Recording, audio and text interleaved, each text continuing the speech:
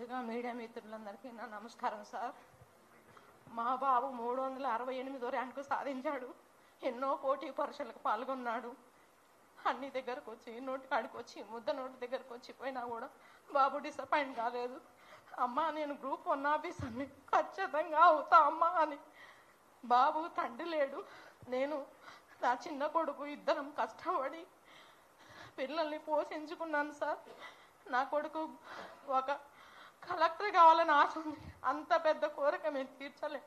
పోటీ పరీక్షలో గ్రూప్ 1 ఖచ్చితంగా నేను సాధిస్తామా అని ఎన్నో పండగలు పంపాలు అన్నిటిని పక్కన పెట్టి ఏది కూడా మేము ఇన్ని సంవత్సరాల్లో కూడా సంతోషం అనేది చూడకుండా ఉన్నాం సార్.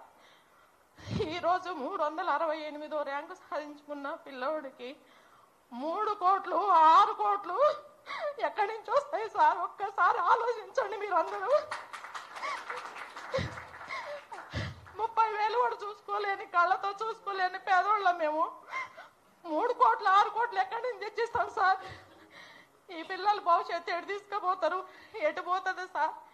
ఈ టీవీలు చూస్తుంటే, ఈ వాట్సాప్లో చూస్తుంటే భయం అవుతుంది సార్. తండ్రి కోల్పోయిండు, నా బాబుకి నేను కూడా దూరం అయిపోతున్నా అన్నంత ఆవేదన ఉంది సార్. దయచేసి ఎక్కడైనా మేము 10 రూపాయల బిళ్ళ ఈ ప్రభుత్వంలో పెట్టి ఉంటే నా పిల్లోడికి జాబ్ వద్దు సార్. మీ అందరినీ దయచేసి పేరు పేరు నమస్కారం చేస్తున్నా సార్. ఇది నా తల్లిగా నా వేదన సార్. నా కుటుంబంలో ఈరోజు కష్టపడి తండ్రి లేకపోయినా పిల్లల్ని ప్రయోజకులు చేసిందని గర్వంగా చూసిన వాళ్ళందరూ ఈరోజు పోస్టులు అమ్ముకున్నారు. 3 కోట్లు 6 కోట్లకు అమ్ముడు పోయించి అంటే దారిలో తలెత్తుకొని తిరగలేకపోతున్నా సార్. నేను చిన్న స్కూల్లో, హై స్కూల్లో చిన్న పార్ట్ టైం ఉద్యోగం చేసుకుంటూ బతుకుతున్నాను సార్. నేను ఒక 11,700 జీతంతో తీసుకుని బతుకుతున్నాను.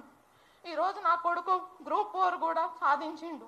గ్రూప్ 4లో కానీ గ్రూప్ 1లో కానీ ఎక్కడైనా ఒక 10 రూపాయల బిళ్ళ మేము పెట్టుంటే మాకు ఈ జాబే అవసరం లేదు సార్. మేమందరం కూడా, మీ ముగ్గురం, మా తల్లి కొడుకులు ఇద్దరం చనిపోవడానికి కూడా సిద్ధమే ఇది కనుక ప్రూఫ్ చేస్తే.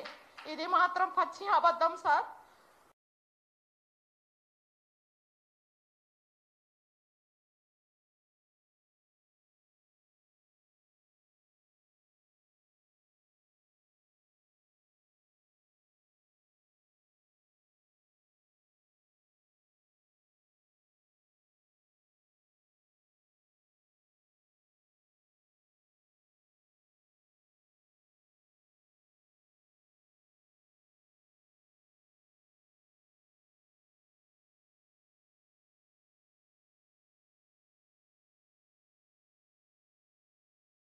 కష్టపడి కోల్పోయిన వాళ్ళు, ఆ ప్యూర్ బ్యాక్గ్రౌండ్ నుంచి వచ్చిన వాళ్ళు ఉన్నారు సార్. వాళ్ళందరినీ దయచేసి మీరు మీడియా మిత్రులు ఆలోచించి, మేము చెప్తున్నాం సార్, అలా గ్రూప్ 1 అభ్యర్థిగా సెలెక్ట్ అయినా తల్లిగా నేను ఆవేదనతో చెప్తున్నాను.